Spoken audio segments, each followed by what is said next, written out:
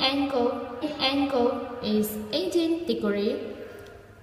And here in the middle, it is infrared sensor, and this is the carry handle. And with this is the glare shield. And here this hole is for the threaded mounting hole. And this is the battery cell cover.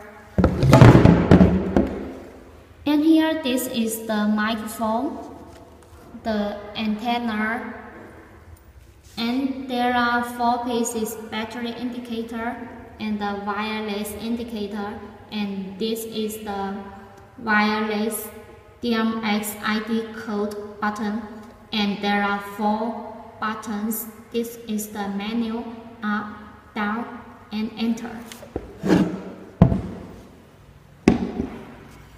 And this is the kickstand.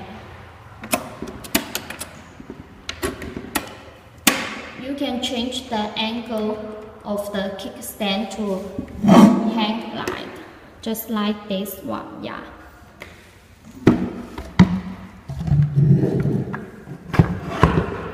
And at the bottom of the light, there are the on-off switch and the DMX out, and another is DMX in, and the power out and the power in. The power in and out is with the neutral power cord.